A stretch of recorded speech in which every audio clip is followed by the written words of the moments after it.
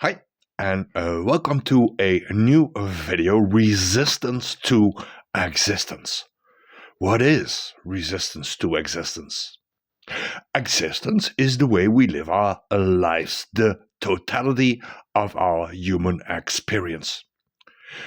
Each moment is part of our existence, yet we often categorize these moments as either positive or negative. But what if we simply saw experiences for what they are? Just experiences, without labeling or judging them. How would life change if we stopped attaching thoughts and emotions to experiences? Especially those that seem to threaten our sense of safety and or control. Could we recognize that these experiences do not define our existence, nor do they necessarily endanger us? The three V's, as we call them, the three V's: value, validation, and vulnerability. Our perception of existence is deeply influenced by these three core themes: value, validation, and vulnerability. These themes shape how we perceive experiences and assess the quality of our lives. And since we are ego driven when it comes to these themes, we have a natural tendency to perceive any negative experiences related to value, validation, or vulnerability as a personal attack. However, in reality, these experiences are rarely ever truly personal. More often than not, they are reflections and deflections, projections by another person struggling with their own issues around these three core themes. Understanding this can free us from unnecessary emotional entanglement and allow us to navigate these experiences with greater awareness and compassion. To determine our worth in these areas, we rely on our ego mind, which is constantly shaped by past experiences. The ego mind processes input received through our five traditional senses: sight, hearing, taste, smell, and touch. Everything we perceive through these senses is filtered through the ego mind, translated into thoughts and beliefs, which in turn generate feelings, emotions, and ultimately dictate our behaviors. This is the sequence that defines how we perceive and navigate existence. First, we have an observation of something outside us, which we call the experience, which creates a thought or a belief, which subsequently triggers an emotion or a feeling, and this emotion or this feeling triggers an action or behavior. Since the ego mind is programmed based on past experiences, we often react to life through a lens of past fears, believing history will repeat itself in our future. This creates a cycle where our perception of existence is not based on present reality, but on the echoes of past experiences. Which brings us to the mirror analogy. Consider looking into a mirror. What do you see when you look into a mirror? Most people would say, I see myself. But that's not entirely true. What you see is a reflection, an image of you perceived through your eyes and interpreted by your ego mind as you. But is it really you? Try looking into your own eyes in the mirror for 1 minute, just 1 minute, and stare into your own eyes. Stay focused and look deep into your eyes. After this minute, still staring at yourself, ask the question, what are you really here for in this existence? And then see what happens. Another little exercise. Now, again, close your eyes. What do you see when you close your eyes? Many would say nothing. But is that true? If you pay attention, you might perceive something else. A vast sense of space. As I said, vast, open, and unlimited. Does this space feel cramped or claustrophobic? Or does it feel expansive and boundless?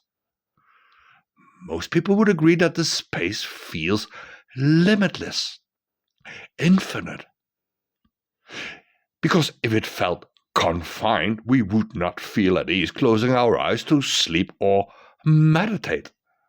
This realization suggests that our inner reality, our true awareness, exists beyond the limitations of our 5 traditional senses. The limits of perception with our eyes open, we are restricted by what is within our immediate scope or vision. Everything we see is instantly labeled, judged, and interpreted through our ego mind, which applies past experiences to our current reality. This process reinforces our conditioning, limiting our understanding of what is really possible. You know the well-known phrase, seeing is believing, and it may be common, but often believing is also deceiving, because our beliefs are shaped by subjective interpretations rather than objective truth. What would happen if we would shut down these 5 traditional senses? Imagine that you instantly lose all 5 of these traditional senses. No more sight, no hearing, no smell, no taste, no touch. Gone in a second. Initially, this might seem terrifying. You might feel lost or unsafe.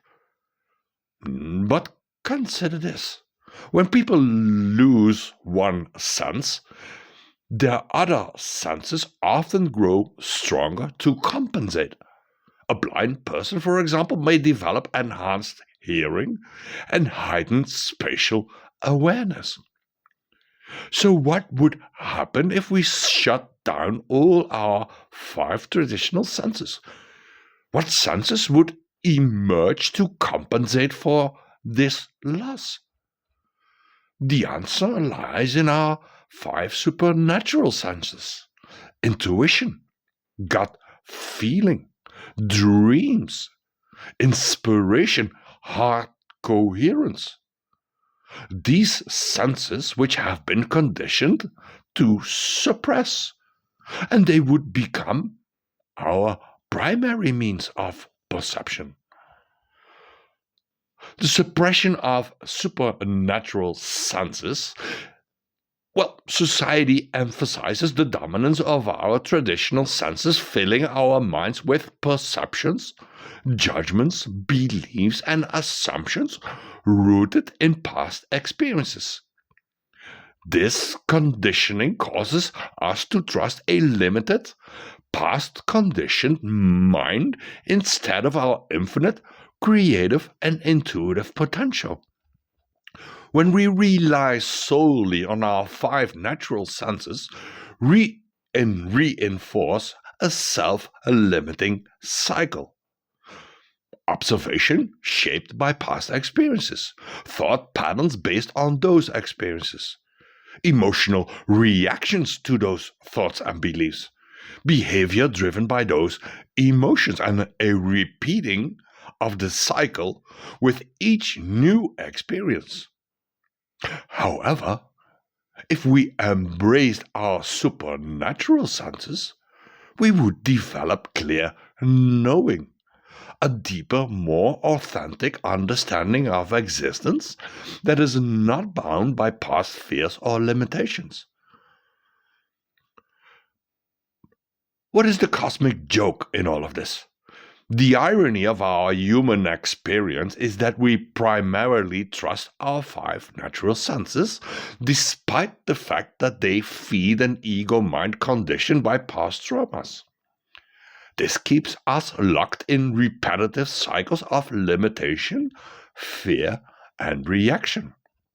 Meanwhile, our true supernatural creative power, intuition, gut feeling, dreams, inspiration, heart coherence, they remains dormant because we have been taught to reject it or not trust it.